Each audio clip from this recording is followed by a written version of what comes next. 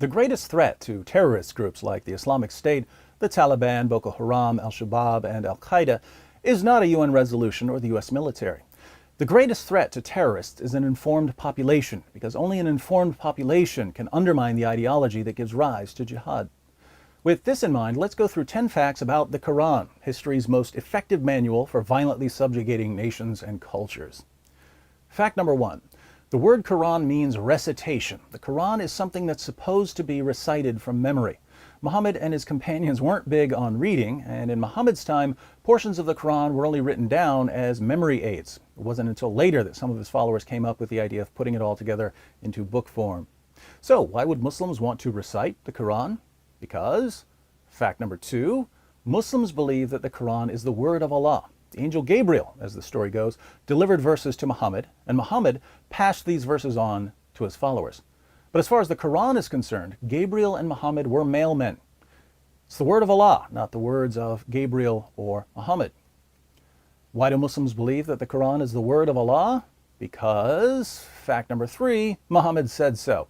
The Quran was supposedly revealed to one man, Muhammad. Unlike the Bible, which contains numerous shorter works written by around 40 different authors, the Quran stands or falls with the lone testimony of Muhammad, a guy whose first impression of his revelations was that they were demonic, a guy who repeatedly tried to kill himself, a guy who believed he was the victim of magic spells that gave him delusional thoughts and false beliefs, a guy who delivered verses to his followers and later blamed the devil for tricking him, a guy who had sex with a 9-year-old girl, had 9 wives at one time, even though the Quran says Muslims can only have 4, married the divorced wife of his own adopted son after causing the divorce, told his followers it's okay to beat their wives into submission, and so on.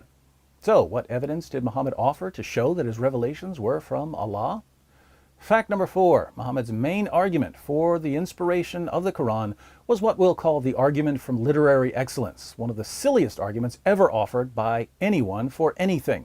My poetry is better than your poetry, so my poetry must be the inspired word of Allah.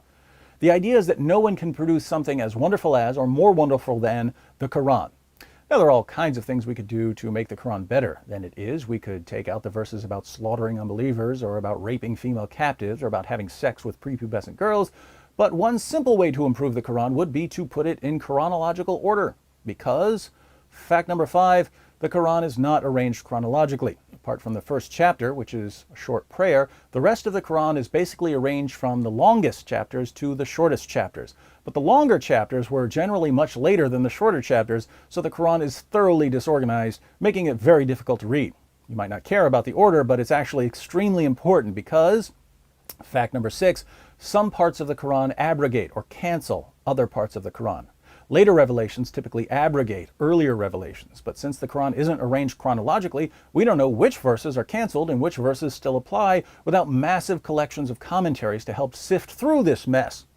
You'll recall that the Quran's main argument for its divine origin is that it's so incredibly well written. It must be from God. Yeah, it's so wonderfully written that no one can understand what they're supposed to do without consulting a team of scholars. This is my modern take on the Quran. What did Muhammad's contemporaries think of it? Fact number 7. Muhammad's contemporaries were convinced that the Quran was plagiarized from earlier sources. How do we know what they thought about the Quran? We know because the Quran repeatedly tells us that Muhammad's contemporaries accused him of stealing his stories from others. How did Muhammad respond to charges of plagiarism? He declared that, fact number 8, the Quran is a continuation of previous scriptures. The reason so much of the Quran sounded so familiar to the people of Arabia wasn't that Muhammad was plagiarizing earlier sources. Those earlier sources were also the word of Allah. That's why they sounded the same. Of course, Muslims today know that those earlier sources thoroughly contradict the Quran, so they're forced to claim that the earlier sources were corrupted. This is extremely odd because, fact number 9, the Quran was only compiled into a book because much of it was lost. According to Muslim sources, entire chapters of the Quran were forgotten. Large passages came up missing. Verses vanished. This was in spite of the fact that Allah promised, He promised in chapter 15, verse 9, to protect the Quran from corruption. He couldn't do it, which calls into question the rest of what He said. Why is this relevant? Because, fact number 10, the Quran is the highest authority on matters of Sharia, raping captives, beating women into submission, chopping off hands for stealing, grown men marrying little girls. These things come from this book, which most certainly is not the Word of God. Learn these facts, my friends, and share them with others. If you like the sources for anything I've said in this video, click on the link in the description box. It's all there, waiting for you to do your part in throwing a great big freedom-sized monkey wrench in the jihad machine. And since there's much more the world needs to know about Islam, click on this subscribe button so you'll know when I post my next video, which I assure you will be awesome.